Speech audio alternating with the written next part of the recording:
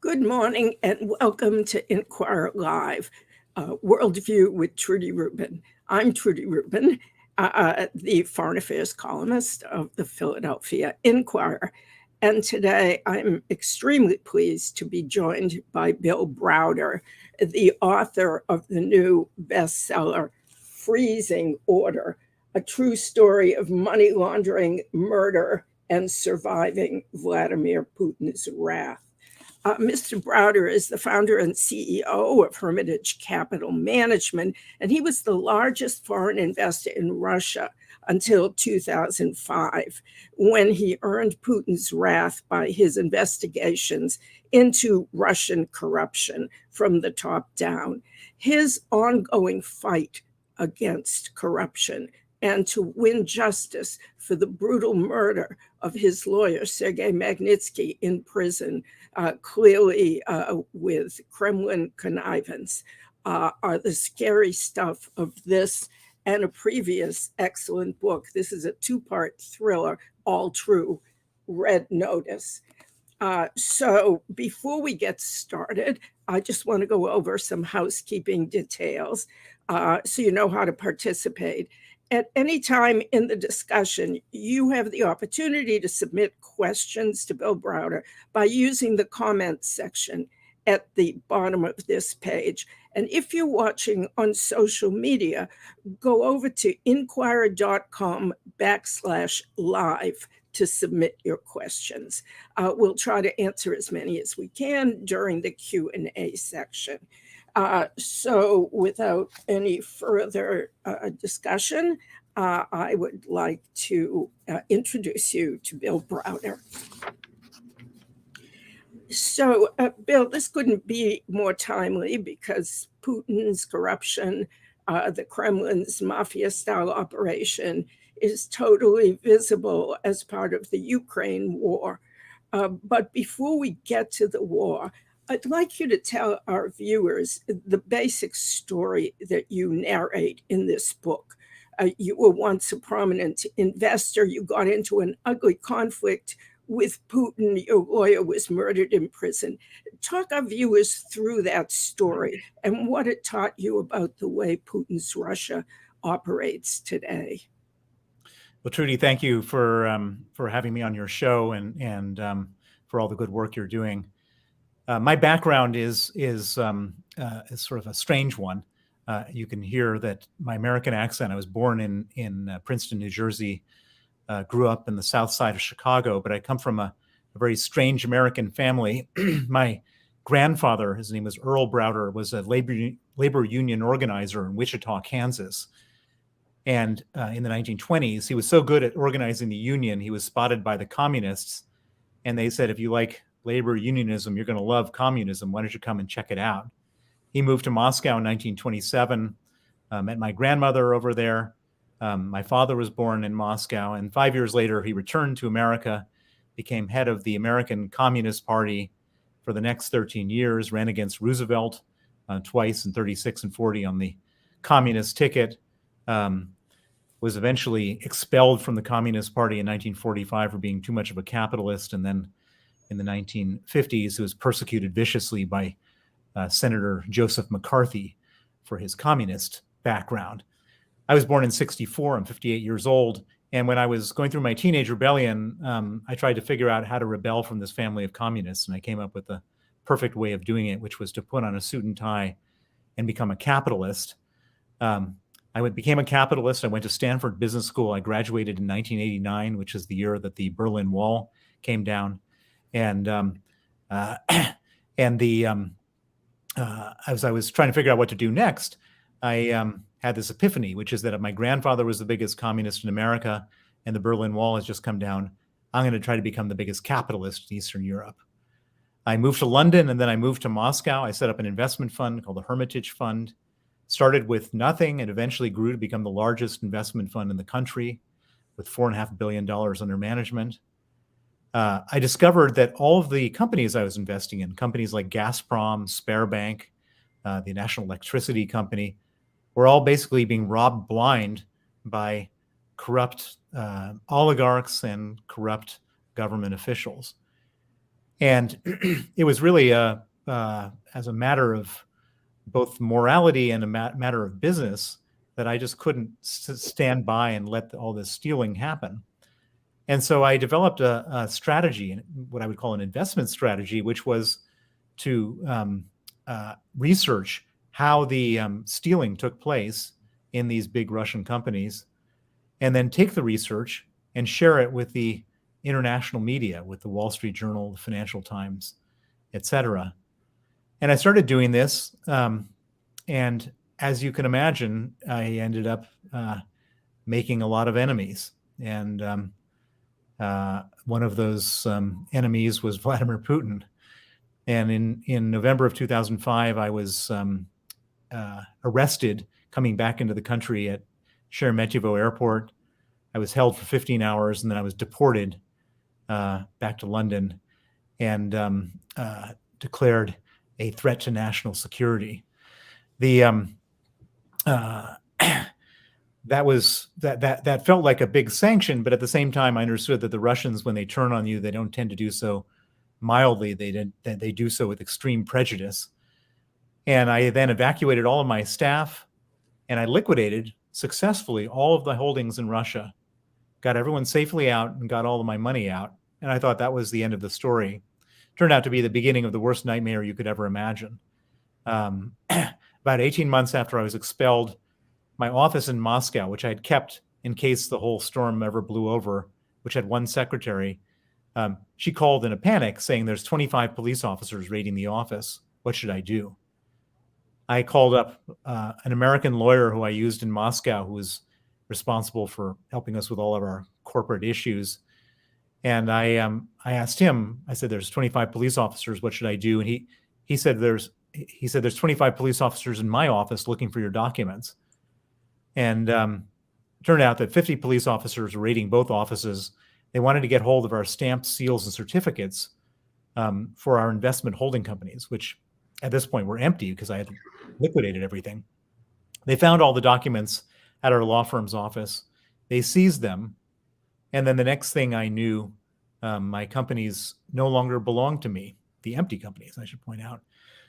They no longer belonged to me. They had been fraudulently re-registered into the name of a man who had been convicted of manslaughter and let out of jail early to put his name on these documents.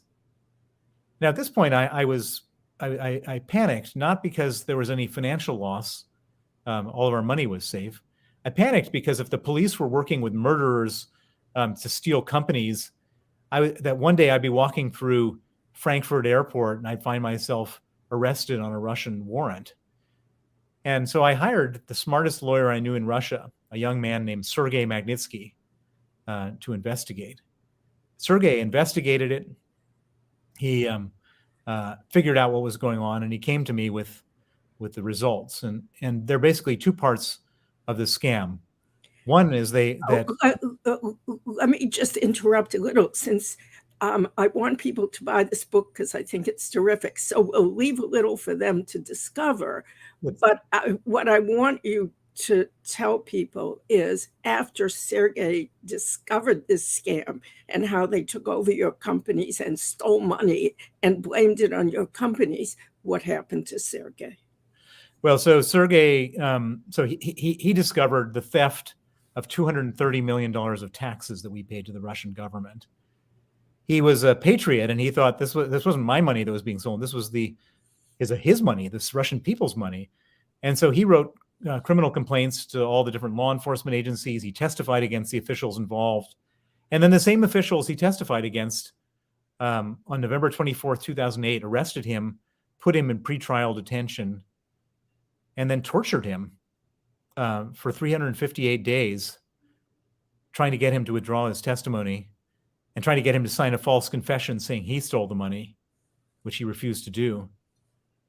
And on November 16th, 2009, Sergei Magnitsky was killed in Russian police custody by 8 riot guards with rubber batons.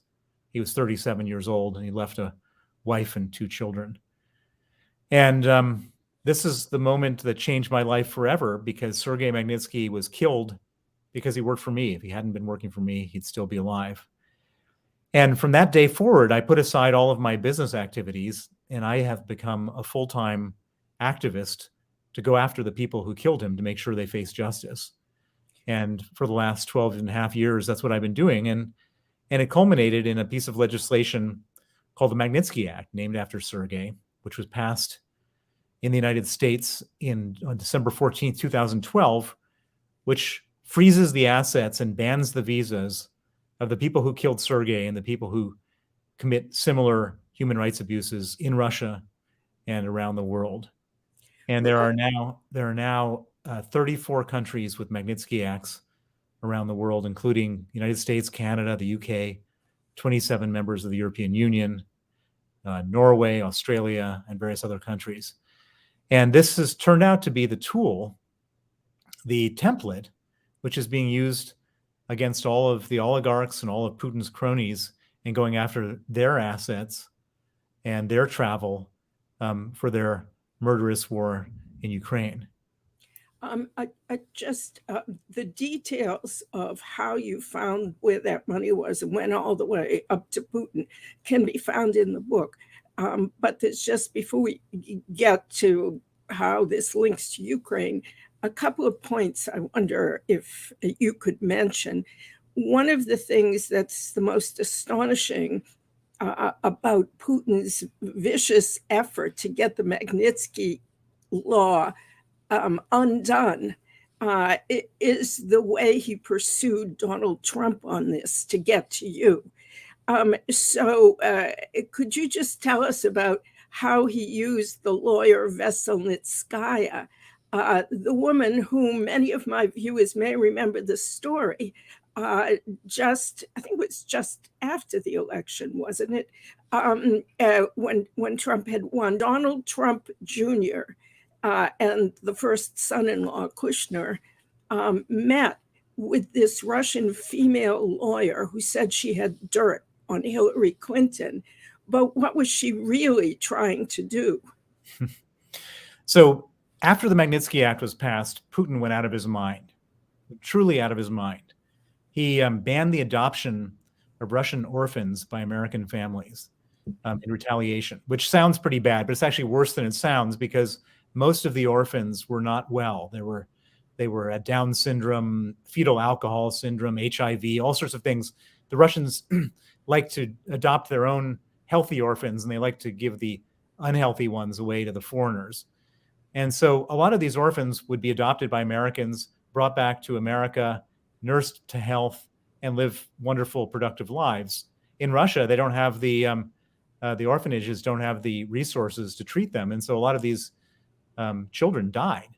And effectively, Putin was sentencing his own children to death in retaliation for this act that goes after his corrupt cronies. He also made it his single largest foreign policy priority to repeal the Magnitsky Act. And as you mentioned, one of the things he did was in the lead up to the 2016 election, he sent an emissary, a woman named Natalia Veselnitskaya, to Trump Tower. And this was before Trump was elected, but after he was nominated. And Natalia Veselnitskaya sat down with Donald Trump Jr., Jared Kushner, and Paul Manafort. And she was with another Russian named Rinat Akhmetshin. And the purpose of the meeting, and this is not a mystery or a speculation, this has all been confirmed by everybody who was at that meeting. The purpose of the meeting was she was going to ask, or she asked all of these individuals, if Donald Trump gets elected, could he assist in getting the Magnitsky Act repealed? So, and acting directly on the orders of the Kremlin to make this request. And now Russian operatives don't ever go in these situations empty-handed. If you've got a big ask, you've got to make a big offer.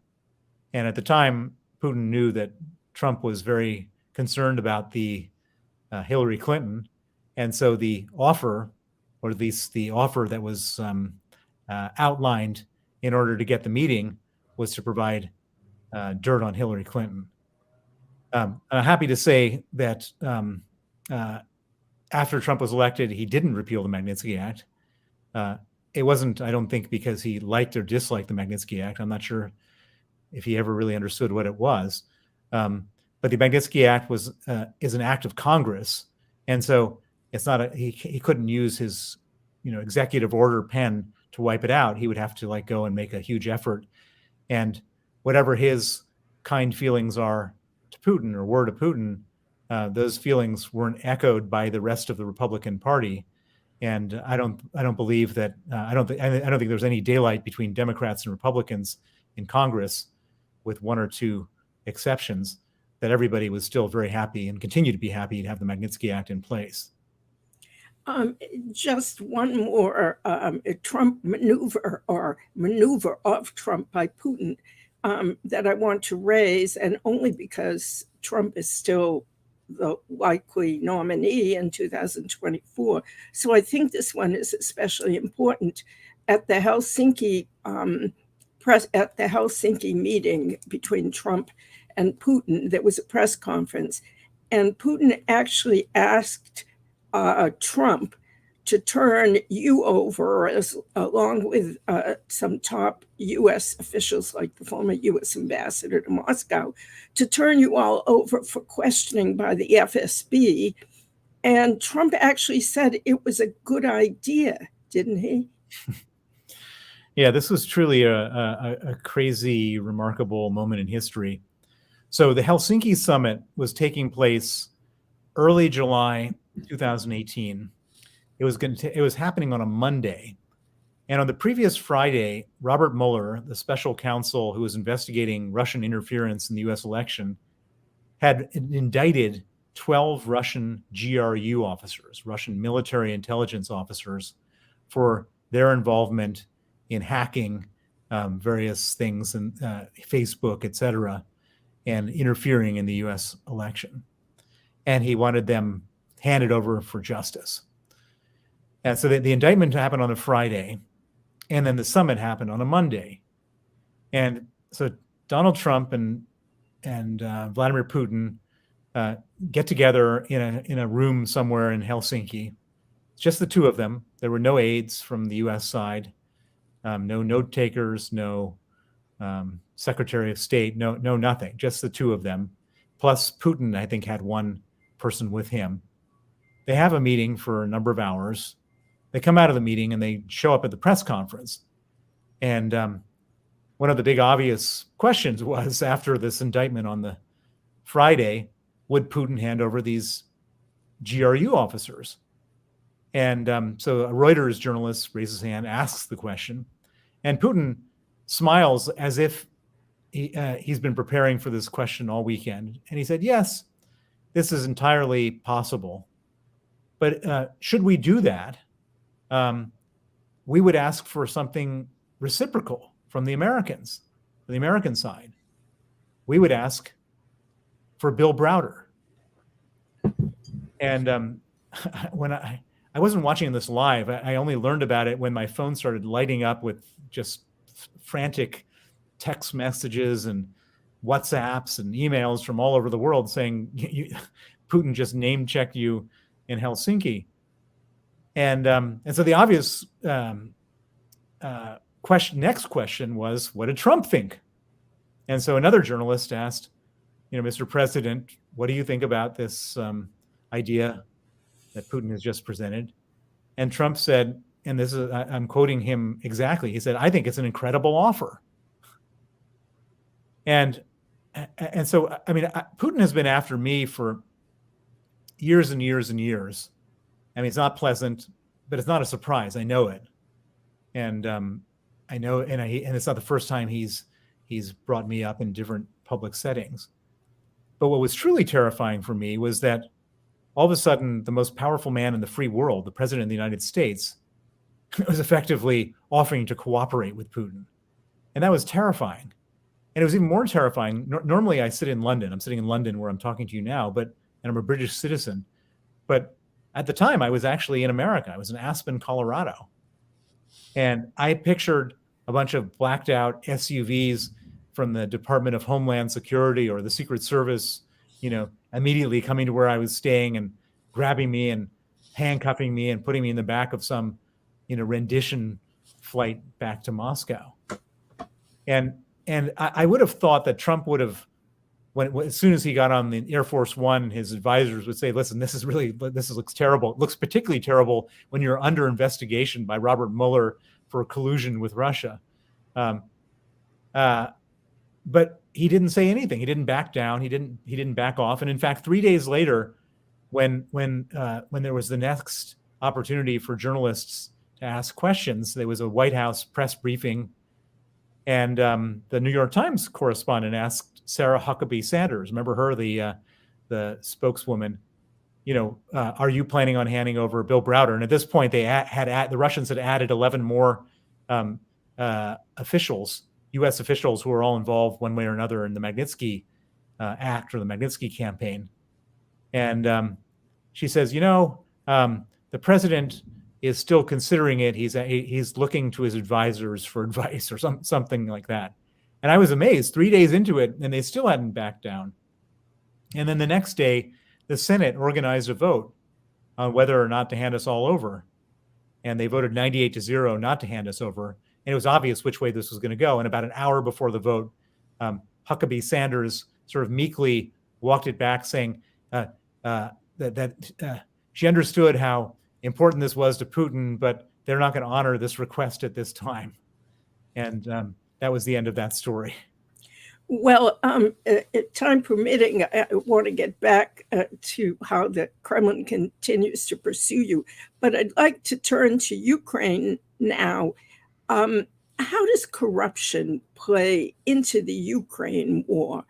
And tell us also about Putin's mindset, which you have reason to know well.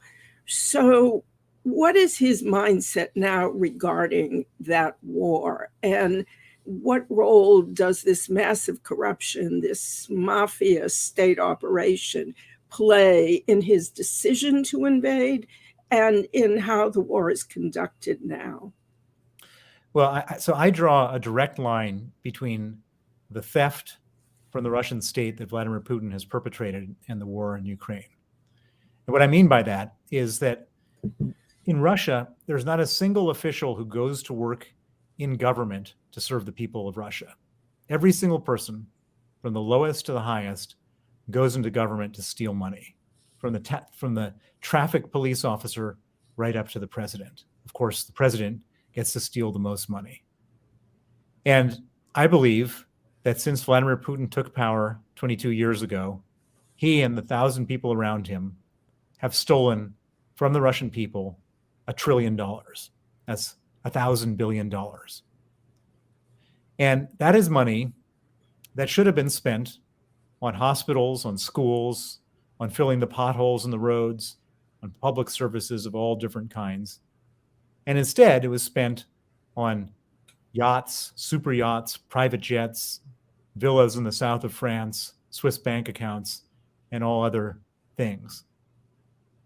And that's not a sustainable strategy. You can't steal everything from the people of your country into perpetuity and expect that someday they're not going to rise up. And everyone talks about how Putin has these high approval ratings, but I've seen it so many different times that if you have a massive kleptocrat, eventually the people are just not going to take it anymore. And Putin understands this too. He's not stupid. And he's really pressed his luck by staying there for 22 years. And for what it's worth, he can't ever leave. If ever he were to leave, he'd lose the money, go to jail, and probably get killed. And so Putin is sitting there thinking to himself, I'm in a tenuous position. People one day, I raise gas prices or something, and everyone's going to come and get me. And by the way, this just happened in January in Kazakhstan. A guy who had been around longer than Putin, who had stolen more money per capita than Putin, Nursultan Nazarbayev, got taken out in a 7-day period in exactly the kind of thing that Putin's afraid of. And Putin is a guy who's proactive. He's not reactive. He doesn't want to sit there and wait for this to happen. And so what does he do? Well, he digs into the old dictator's playbook and starts a war. He starts a war so that the people of Russia won't be angry with him. They'll be angry with a foreign enemy. And so I believe that the Ukraine war has nothing to do with any grand imperial ambitions of recreating a Russian empire, or even Putin's humiliation by supposedly being surrounded by NATO. That's all those arguments are for public consumption. I believe that Putin's role in this whole thing is, this whole reason for this whole thing is just to protect himself, protect his power, protect his money, and protect his life. And if you believe my analysis, it leads to a much different analysis of what happens next in this war. Because if he's not doing this because of NATO enlargement or for imperial ambitions, then there's really nothing that anyone can give him that would satisfy him. So in my opinion, he needs to be at war specifically to be in power. And if that's the case, then any offers of territory in Ukraine or non-NATO enlargement have no impact, because that's not the real reason he's there. And if you believe my analysis, then what comes next is just a continuation of this war, no matter what's being offered, no matter what kind of unpleasant and unpalatable things Germany or other countries are trying to pressure Ukraine to give into, because none of that's going to work. There's no appeasing him, because the whole purpose is for him to stay in power. And so my prediction, my unfortunate prediction, is that this war is not going to end anytime soon. It's going to go on and on and on. And if that's the case, then we're faced with a really difficult scenario, because Putin has much more staying power than we do. Every one of us are sitting there thinking, okay, we were all watching, Ukraine all day, every day when the war first started. Now all of a sudden, people are worrying about, Johnny Depp and Amber Heard and all sorts of other stuff. And as time goes on, people are going to stop thinking about the war entirely, as they have with Syria. Does anyone talk about what Assad and the 500,000 people he killed in his own country? No. And if that's the case, then we're really kind of in we're playing for time, but he's the winner on, he's the guy who wins with time. And well, a couple of questions on this. First, an internal Russian question, and then a question of what the West can do. At the beginning of this war, we all know Russia did much more poorly than Western intelligence predicted. And a lot of this was attributed to corruption. Huge amounts of money was spent to modernize the Russian military. It didn't happen. So I've been asked many times if the corruption in the military is so terrible that it has led to enormous losses for the Russians. And news of that is beginning to penetrate. Why hasn't this elicited some reaction from the military, from people around Putin? Why hasn't corruption come back to bite him? Well, it has come back to bite him in exactly the way you've described it, which is that so the reason for this war is corruption, and the reason he's fought such a bad war so far is exactly what you say, which is that they use MiGs in the Russian Air Force, and they use MiGs in the Indian Air Force. And guess what? They sell all the spare parts, in the black market to the Indians, who run a good Air Force. And so Russia runs a bad Air Force. They steal all of the officers, steal the wages of the junior soldiers. And so then the junior soldiers, they're out on the front line. And this is a real story I've heard, that the Ukrainians are buying tanks from the Russians. They offer these Russians, instead of killing you, why don't we pay you $25,000 for your $2 million tank? And I've heard of at least two examples of these tanks being purchased by Ukraine from the Russian soldiers. And they've told the soldiers, and by the way, if you want to make another 25 grand, come back with more tanks. We'll take as many as you got. And that's why this war is being fought so badly. But I should also point out to you that no matter how badly Russia is fighting this war, they have vastly deeper resources of weapons, and they don't care about casualties. Putin does not care if they've lost 30,000, which is the estimate of the Ukrainian military, or 15,000, which is the estimate of the U.S. military of the Russian losses, he doesn't care. Putin doesn't care. He'd be happy to lose 1 million if that helped him achieve his objectives. And so, and by the way, this is nothing new. This is sort of, you go back to any history of Russian wars, and that's their big sort of military advantage, is that they just don't care. And so that presents us with a really, no matter how badly they fight, they'll just grind on and on and on and on. And everybody else does care. And so it's hard to know how this is going to end up. I don't think it's going to end up with any side winning or losing. I think both sides, the Ukrainians aren't going to give up because it's their homeland, it's their freedom, it's their territory. And the Russians aren't going to give up. Putin's not going to give up because he can't afford to give up. The one scenario where I think Putin loses power in this whole game is if he loses the war. He's supposed to be a strong man. He's supposed to be invincible. If he shows himself to be weak and a loser, the Russians won't have it anymore.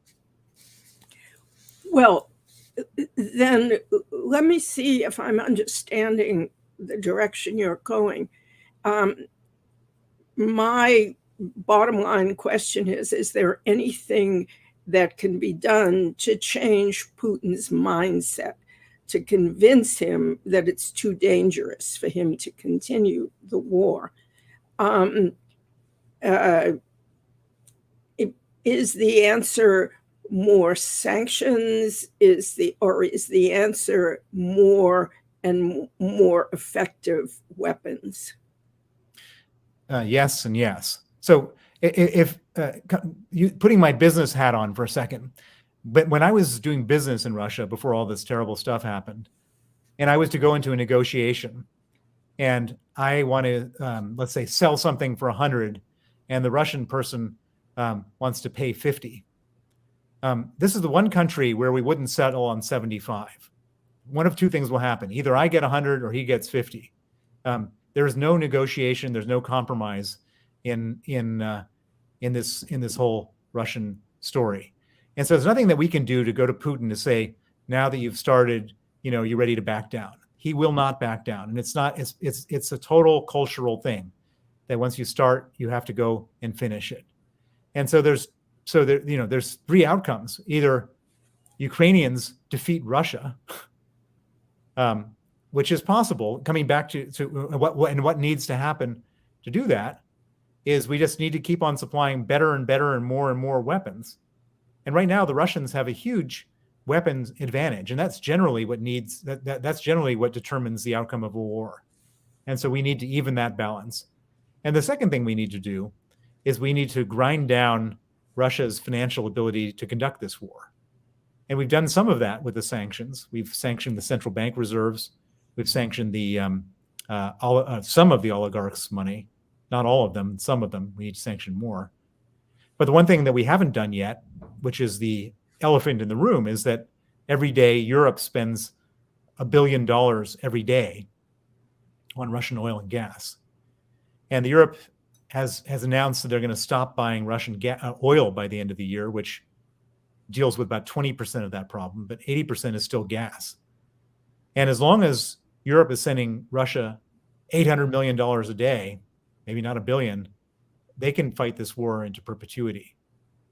And so that has to stop if we have any hope that Ukraine wins. And we should have every hope that Ukraine wins, because coming back to my own initial theory about this, which is that Putin needs to be at war, if he were to defeat Ukraine, he's not stopping there.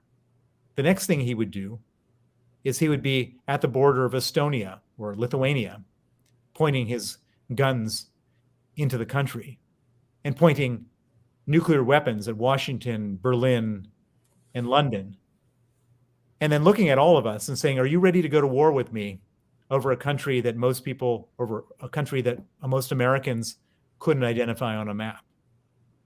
Well, that brings me to a critical question, which has to do with nuclear weapons.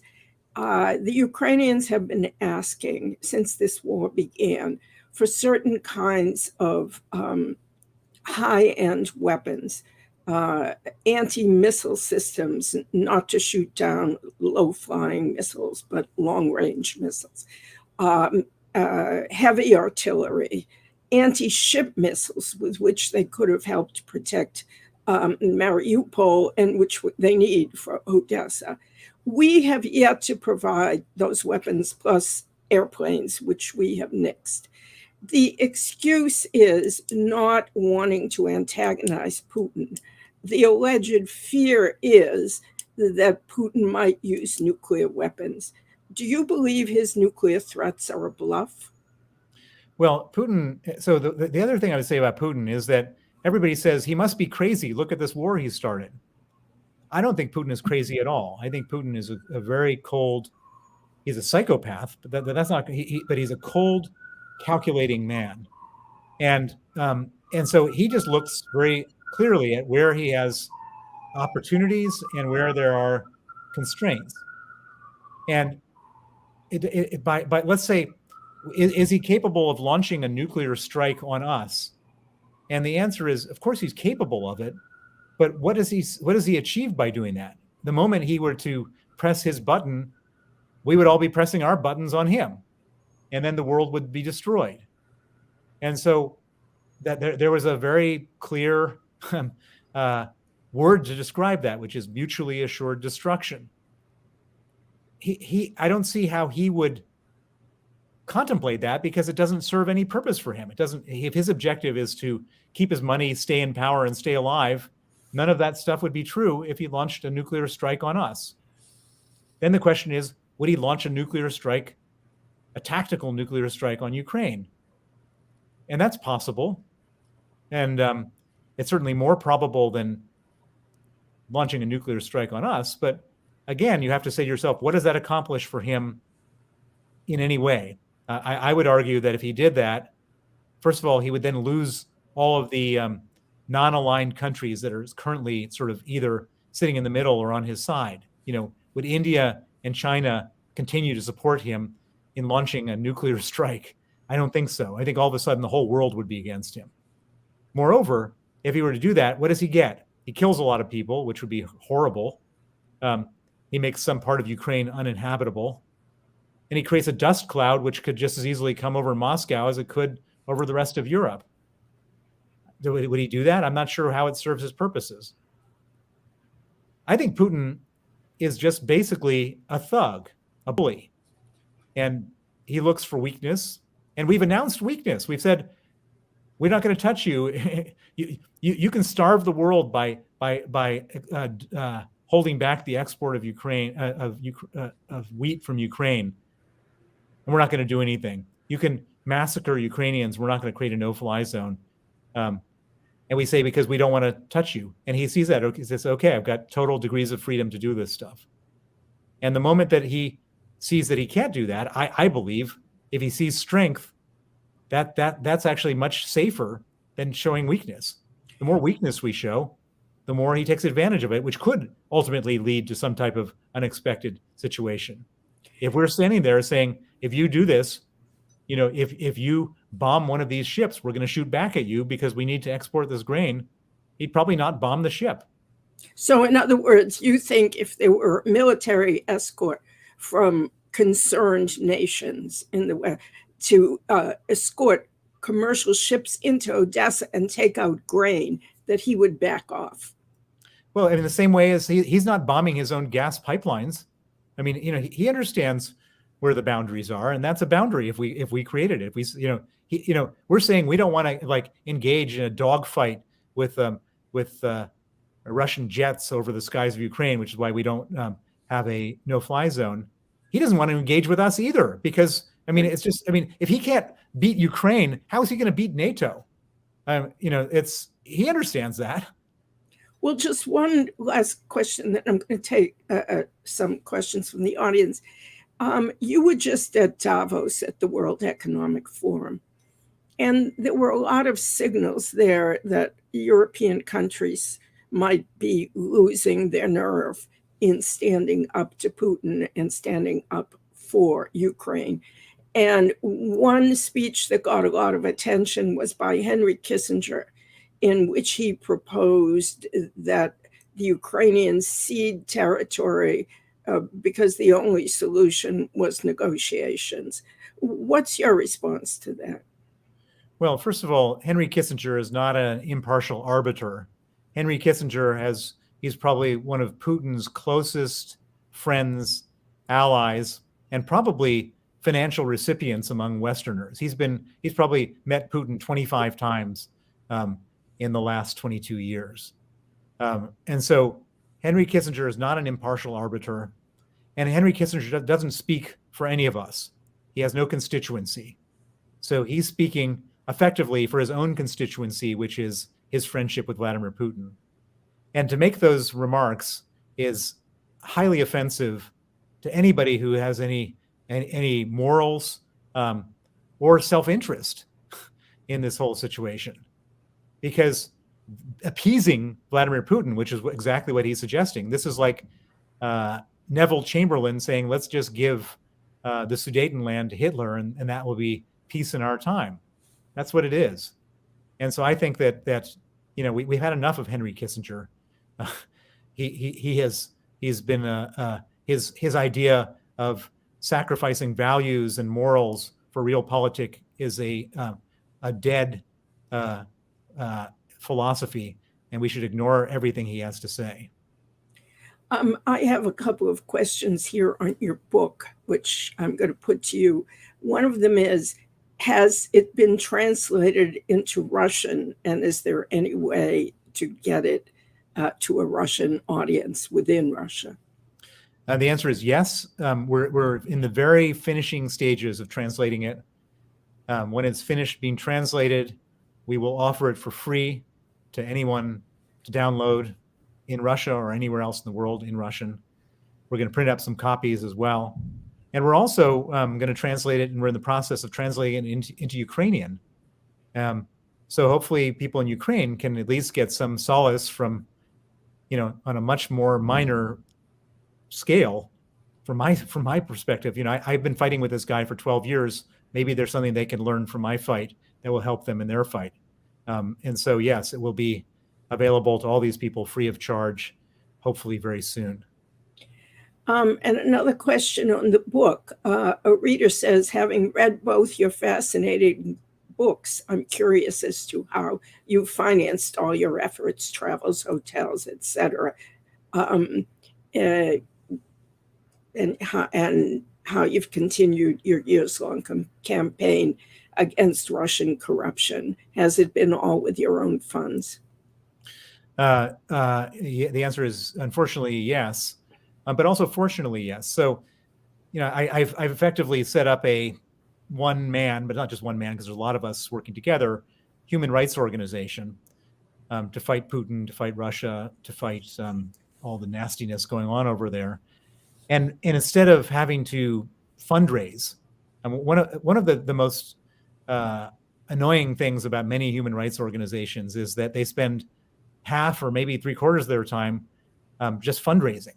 And once they've fundraised, they then have to set up a board of directors to make sure that or board of trustees to make sure that they spend the money safely and appropriately and so on.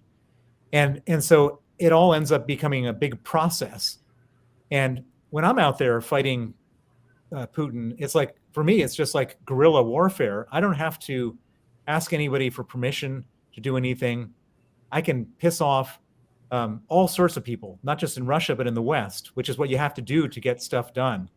And I don't have to worry about some reasonable member of my board, because I don't have a board, calling me up and saying, Bill, you should calm down. You don't upset those people. They're friends of ours, etc.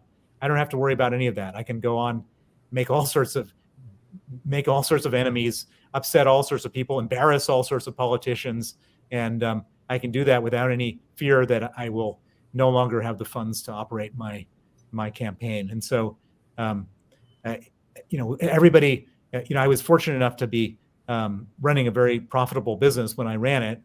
And hopefully everybody who makes money wants to do some type of giving back when they're done. And my giving back is instead of sending money to the opera or the zoo, I'm spending it on holding Putin's feet to the fire. I have a couple of questions getting back to Ukraine. You said you expected a war of attrition. So basically, if NATO gets cold feet, if it doesn't do the necessary to escort food supplies in, if it doesn't provide the necessary weapons, what's the impact going to be on Europe? And what will the impact of the food crisis be? Well, I mean, this food issue, the grain issue, is so important, and this is typical Vladimir Putin.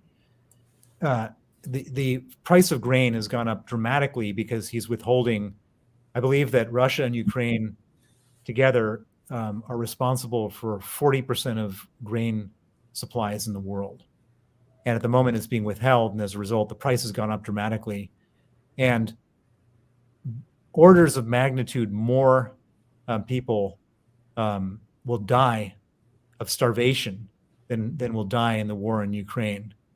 And orders of magnitude greater numbers of people will become refugees flooding into Northern Europe and North America and everywhere if this grain problem isn't solved. And so Putin, and we're sitting there like with our, sitting on our hands at the moment. And it seems to me that probably the single biggest short-term problem that could be solved is escorting this grain out of Ukraine. And it's just hard for me to imagine and believe that this is a problem that's just going to sit and fester. It's just I can't believe that President Biden and the European Union and NATO and all the people that care about this are not going to have to intervene in some way, because it's just inconceivable to me the damage that will be done if we allow this to carry on. The unfortunate thing is, as you may have not seen in the news today, all the talk is about trying to bring the grain out on trains or by trucks. And both have almost insurmountable obstacles because the trains have to go through Belarus. So you would have to pay off dictator Lukashenko. And the trucks, the amount of truckage that it would take to carry out all this grain as opposed to the huge hulks of ships, you'd have 1,000 trucks on the road clogging the roads. They wouldn't move. So nobody seems to be looking front and center at escorting international commercial shipping, which is the point that you raised, if you bow to Putin. Well, the other question that I wanted to raise connected with this is, do you think that if the heavy weaponry that the Ukrainians have been begging for finally arrived, is it foreseeable that the Ukrainians could beat the Russian army, even with their superior number of weapons, beat them on the field, beat them back? I mean, they would have to launch a counteroffensive in the south. I don't know if they could retake Mariupol. They'd have to launch a counteroffensive in the east. Do you think it's conceivable that they could break through the stalemate if they had the weaponry they've been begging for? I do. I think it's entirely conceivable, and it's even probable if they get what they need. This is all really. I mean, we thought that, when I say we, the whole world thought that Russia would roll into Ukraine and be done in 2 days because they had 14,000 tanks and Ukraine only had 2,000 tanks. And then all of a sudden, we, meaning the United States and the European Union and UK, gave Javelin missiles, Javelin anti-tank missiles to the Ukrainians. And all of a sudden, these $2 million tanks became $2 million death boxes for the people inside because these missiles neutralized them. And all of a sudden, that whole advantage disappeared. Similarly, the Ukrainians are asking for long-range artillery, which we have now, as I understand, given them or agreed to give them. Agreed to give them, haven't given them yet. And that's a game changer. If Russian artillery has a range of 20 kilometers, and U.S. Artillery has a range of 40 kilometers, then the Ukrainians can stand back and pummel the Russians, and they can't pummel them back. And all of a sudden, that advantage disappears. And there's not that many ships out in the Black Sea. I think there's like 24.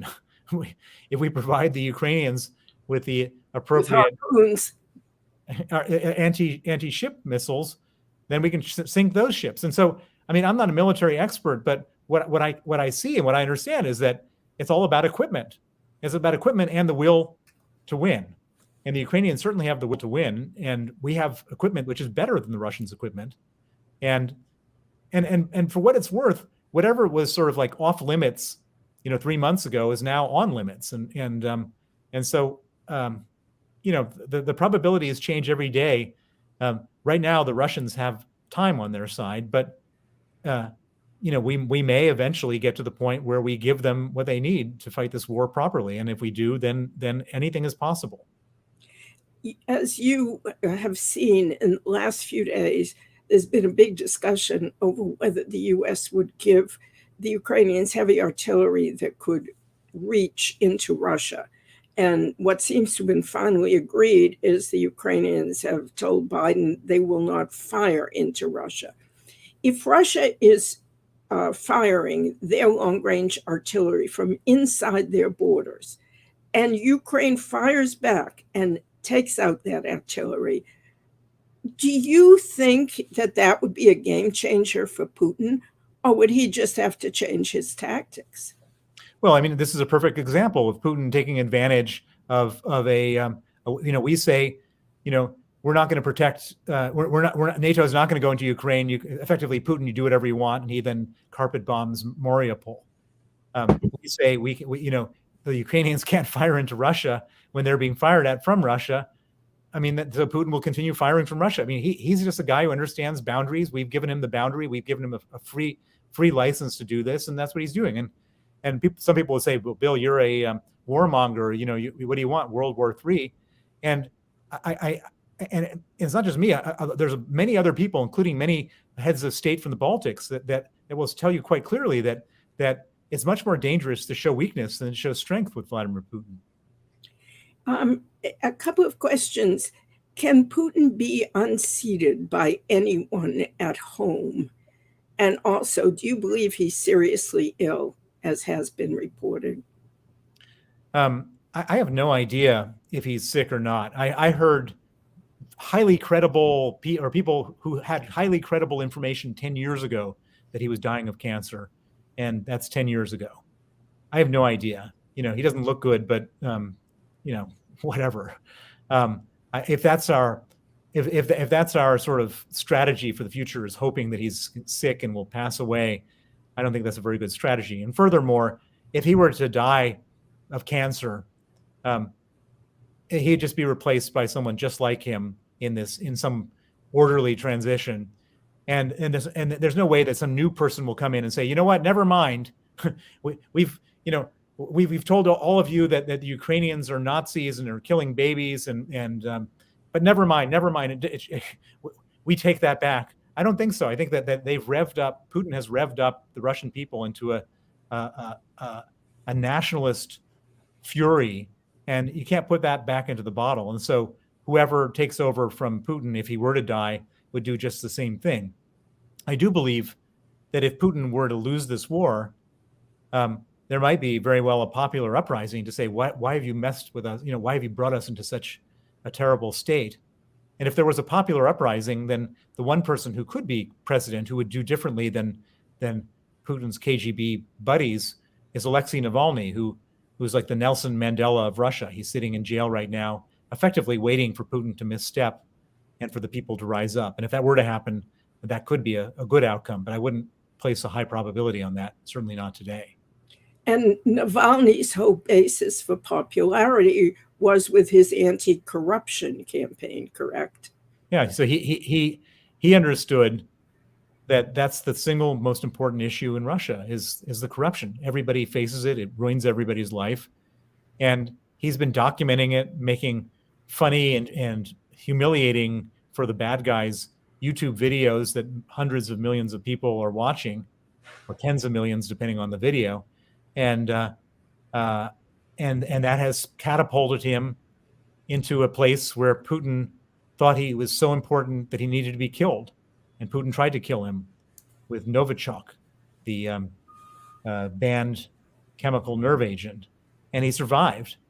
And I mean, there's nothing that makes you a better or more credible politician than having your opponent try to kill you and then living through it. And not only did he survive, but after he recovered from the Novichok poisoning, which was truly remarkable, and he was in Germany, Putin said, you violated your parole, because they had put him on parole for some other trumped up crime because you were in a coma after we tried to kill you. But you violated parole, so if you come back to Russia, we'll arrest you. And this guy goes back, and he's basically ready to face death or imprisonment for his country. And so he's now risen to truly a national savior type of character in the right circumstances. Well, just last question, and we only have a couple of minutes left, but you've talked about Putin's Russia as basically a mafia state. Is there more the United States and the West can be doing to break the tentacles of this mafia, especially when they're extended abroad? Well, so Putin has exported corruption. That's the big, other than oil and gas, corruption is the next biggest export to the West. And we've imported it in the West. And there have been all sorts of Western enablers, lawyers, accountants, bankers, private investigators, PR firms.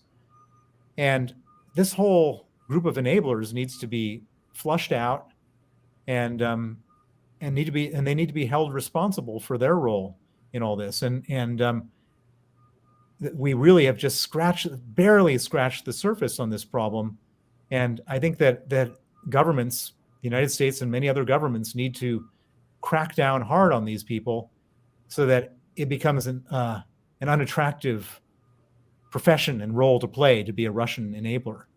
And I mean, just to give you an example, there has not been in the United Kingdom one prosecution since Putin has come to power for economic crimes committed by Russians where they brought the money to the UK. Not once has there been a prosecution. And London is the Russian money laundering capital of the world. Not one person has ever been prosecuted. Do you see this changing now, or is it just window dressing? Well, everyone's talking about changing it. I have a lot of conversations with government officials and politicians, and the doors are swinging open for me to have these conversations, but it requires a total reform of the system. And just by having people getting upset about it and talking about it, even at the highest levels, doesn't mean that the people who actually have to implement it will be able to do so. And so I'm glad that we can have these conversations and the people who are important are listening to me. But until I see it change, my prediction is that it's just going to be more of the same at the operational level, because that's how it always has been.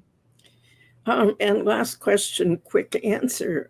Do you think that Putin is still hoping to kill you? Absolutely. Putin is a very vindictive man.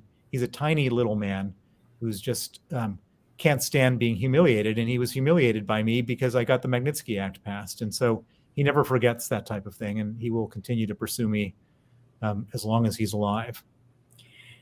Well, I hope your books inspire people to press for legislation to curb Putin's corrupt enablers. So thank you very much, Bill Browder. And I can't quite do the backwards thing. Here we go, freezing order.